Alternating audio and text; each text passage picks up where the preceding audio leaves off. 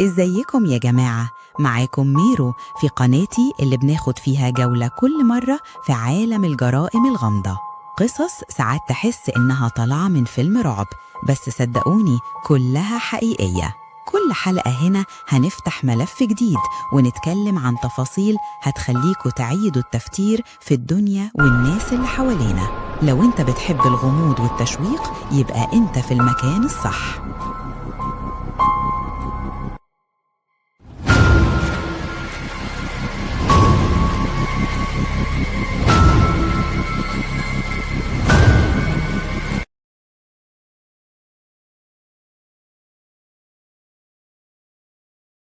قبل ما نبدأ الحلقة دي، حابة أقول كلمة صغيرة ليكم. كل لايك وكل تعليق وكل مشاهدة منكم بتفرق فعلا. أنا ممتنة جدا لكل حد بيسمعني وبيشجعني، وبوعدكم دايما إن كل قصة هتسمعوها هنا هتكون معمولة بحب وبدقة وبطريقة تخليكم تعيشوا كل لحظة فيها. فلو لسه ما عملتش لايك أو اشتراك، ياريت دلوقتي دوس على الزرار، علشان ده بيساعدني أكمل وأقدم لكم كل القصص الغامضة اللي بتدوروا عليها. ويلا بينا نبدأ الحلقة الجديدة، وصدقوني المرة دي القصة دي مختلفة. في أسماء لما بتتقال بتحس إن الهوا حواليك بيتقل فجأة، مش بس كلمة، لأ، كأنها مفتاح لباب ما يتقفلش تاني. واحد من الأسماء دي هو زوزو، زوزو ذا ديمون. الاسم ده بدأ يظهر في الإنترنت حوالين سنة 2009، لما واحد اسمه دارين إيفنز كتب تجربة حصلت له بنفسه على لوحة الويجا، اللعبة اللي ناس كتير فاكرينها هزار، بس اللي يعرفها بجد عارف إنها مش لعبة إطلاقاً. دارين قال إنه كان بيستخدم الويجا في بيته في أوكلاهوما، وبيسأل أسئلة عادية جداً لحد ما الإبرة بدأت تتحرك بسرعة، والحروف بدأت تكون كلمة واحدة: زوزو. ومن اللحظة دي كل حاجة اتغيرت. بدأ يسمع أصوات، يشوف ظلال في البيت، بنته الصغيرة بدأت تتكلم لوحدها وتضحك في الهوا، والكهرباء بقت تفصل فجأة كل ما يكتب الاسم ده. بس الغريب مش دارين بس اللي حصل له كده، من بعدها آلاف الأشخاص حول العالم بدأوا يبلغوا إن نفس الاسم بيظهر لهم لما يستخدموا لوحة الويجا. فيه اللي بيقول إنه زوزو روح شريرة هديمة، وفيه اللي بيعتقد إنه كيان ديموني مرتبط بلغات قديمة جدا زي الأرامية أو السومرية. لكن الأكيد إن كل مرة حد بيحاول يتواصل معاه بينتهي الموضوع بكارثة حقيقية: مرض، انهيار عصبي، أو حاجات أغرب من الخيال.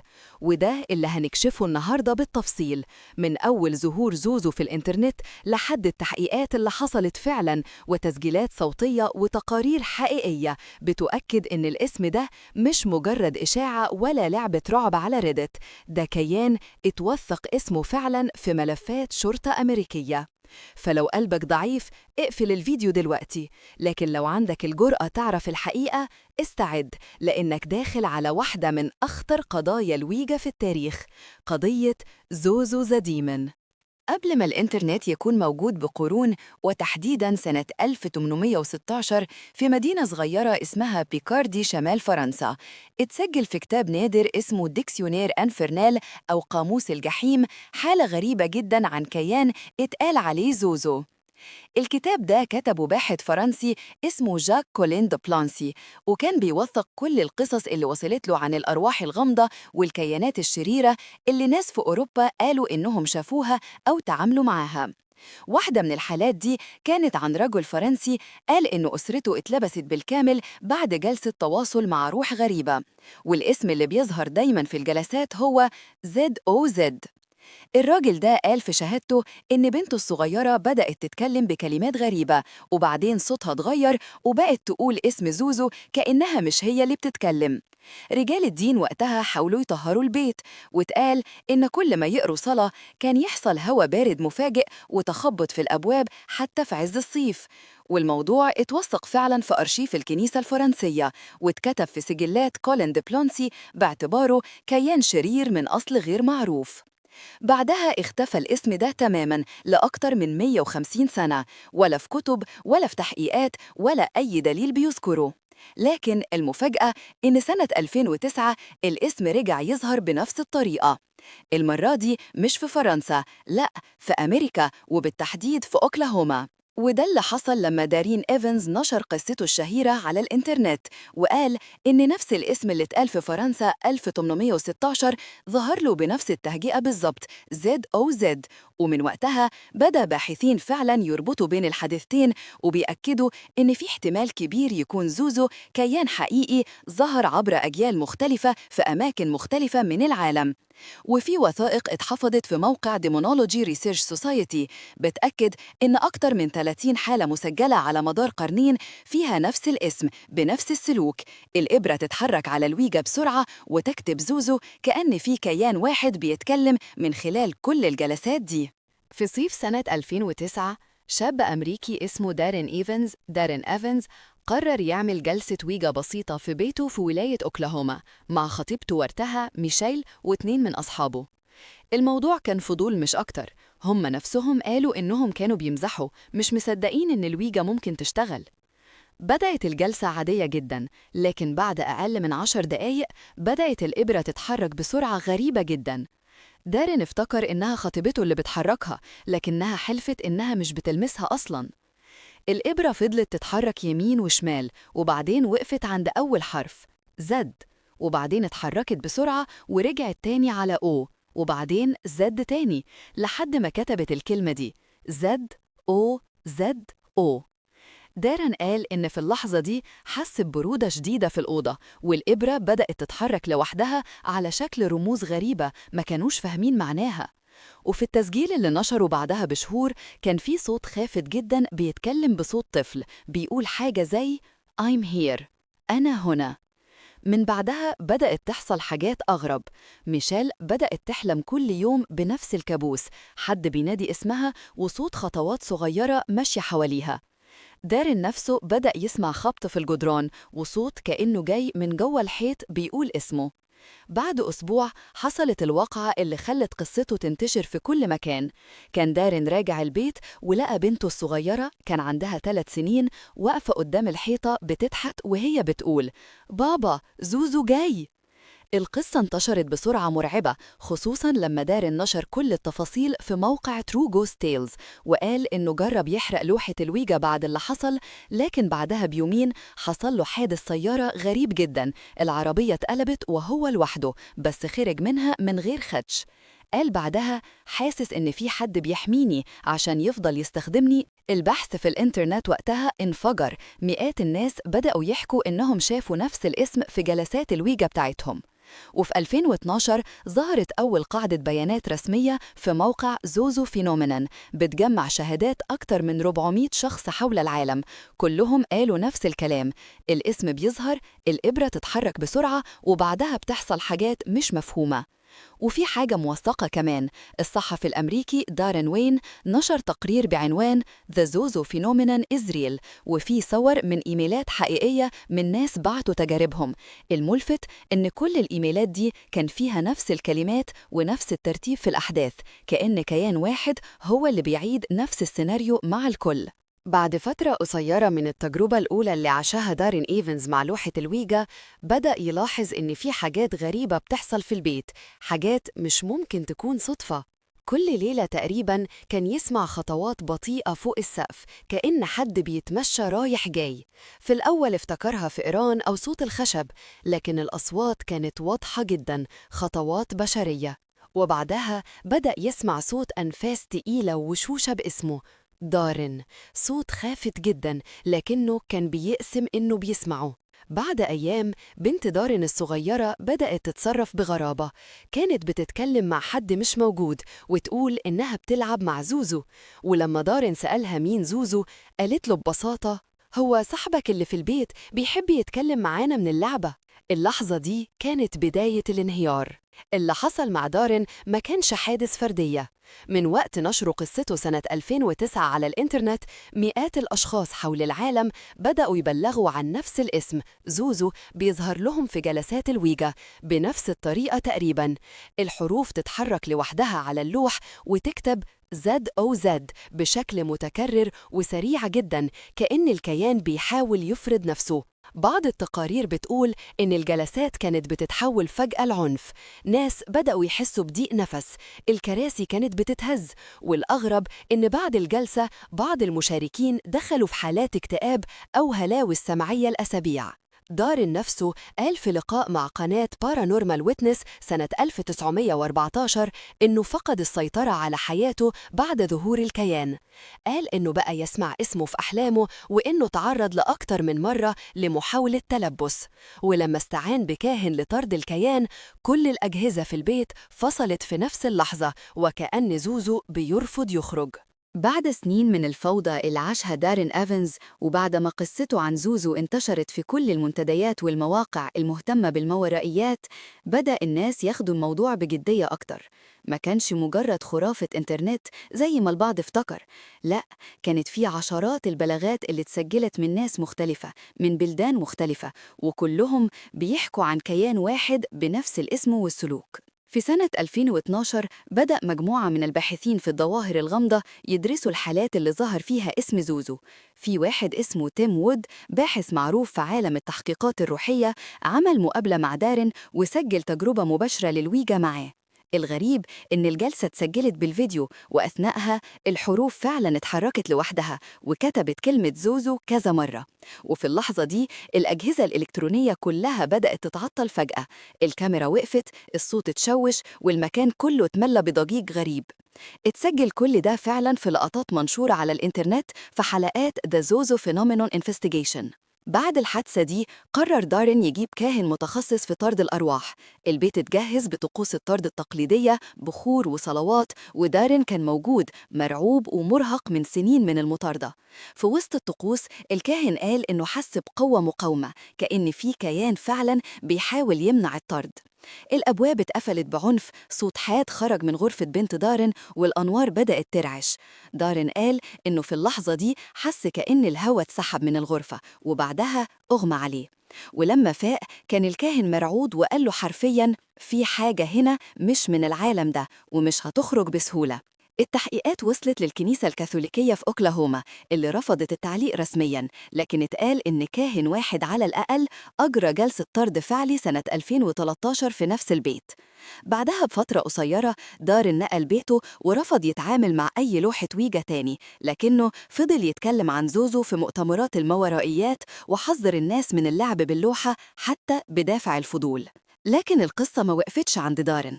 من بعد نشر كتابه The Zozo Phenomenon سنة 2016 بدأ باحثين في كندا، أمريكا وبريطانيا يوثقوا حالات مشابهة كلها بنفس النمط: ظهور الكيان باسم زوزو، حالات صداع، نوبات هلع، وأحياناً تلبس جزئي، وأجهزة تسجيل بتلقط أصوات همس أو صدى لكلمة زوزو في الخلفية.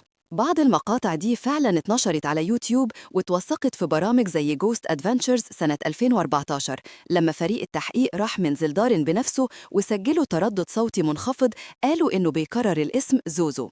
في المقابل بعض المتخصصين في علم النفس قالوا إنه ظاهرة زوزو ممكن تكون هلوسة جماعية رقمية اتنشرت بسبب الخوف والقصص المتكررة. لكن الغريب إن حتى في الحالات اللي الناس ما عرفتش عن زوزو قبل كده الاسم بيظهر على اللوح تلقائياً، وده خلى الباحثين في الظواهر الخارقة يصروا إن في حاجة غامضة فعلاً ورا الاسم ده، حاجة أقدم من الإنترنت بكتير. بعد مرور أكتر من 10 سنين على أول مرة اتقال فيها اسم زوزو على لوحة الويجا، الكيان ده ما اختفاش، بالعكس بقى أكتر شهرة وأكتر غموضاً ورعباً من أي وقت فات. لكن الغريب إن كل ما حد يحاول يفسر بيلاقي نفسه بيغوص أكتر في متاهة أكبر من مجرد كيان شيطاني، متاهة مليانة أصوات، رموز، وتاريخ قديم جداً. في سنة 2020 ظهرت قصة جديدة هزت مجتمع المهتمين بالظواهر الغامضة. مجموعة شباب في ولاية ميسوري قرروا يعملوا بث مباشر على يوتيوب تحت عنوان We Try to Contact Zozo Live Ouija Session. كان هدفهم بسيط، يثبتوا للناس إن الموضوع مجرد خرافة وإن مفيش حاجة اسمها كيان زوزو. بدأت الجلسة الساعة 1 بعد منتصف الليل، والكاميرا شغالة والمشاهدين بيتفرجوا لايف. في البداية كل حاجة كانت عادية، الأسئلة تقليدية، مفيش حركة. لكن بعد حوالي 15 دقيقة اللوح بدأ يتحرك ببطء، والإشارة بدأت توصل للحروف Z O Z O. اللحظة دي كل اللي بيتفرجوا شافوا حركة غريبة ورا الشباب، ظل أسود مر بسرعة عند الباب رغم أنهم مأمنين المكان تماماً ومفيش حد. وبعدها أحدهم اسمه إيثان اتجمد مكانه وقال بصوت منخفض: في حاجة ورايا بتهمس. اللي حصل بعدها خلى البث يتقطع لمدة ثواني، ورجع الصوت بتشويش غريب كأنه تنفس تقيل جدا بيملى الميكروفون. البث ده اتوثق واترفع بعدها من ناس سجلوه على تويتر ويوتيوب، لحد النهاردة لسه موجود باسم The Zuzu Livestream Incident 2020. بعد الحادثة دي آلاف الناس بدأوا يتكلموا عن زوزو تاني. في ناس قالت إنه مجرد خدعة مقصودة عشان المشاهدات، لكن الغريب إن البيت اللي اتعملت فيه الجلسة اتحرق بالكامل بعدها بأسبوعين، والشرطة وصفت الحريق بإنه غير مبرر ومصدره غير معروف. ولما سألوهم الجيران قالوا إنهم كانوا بيسمعوا قبل الحريق بأيام أصوات ضحك مكتوم جاي من البيت رغم إنه فاضي. التحقيق اتقفل بدون تفسير، لكن اسم زوزو اتذكر في الصحف المحلية كجزء من القصة. بعدها بشهور بدأ باحثون في الظواهر الخارقة زي جون تاني ونيك جراف من برنامج بارانورمال لوكداون يحاولوا يجمعوا الحالات اللي اتكررت بنفس النمط في السنوات الأخيرة. النتيجة كانت صادمة. من سنة 2010 لحد 2023 تم تسجيل أكثر من 300 حالة موثقة ظهر فيها اسم زوزو أثناء جلسات ويجا في أكثر من 15 دولة.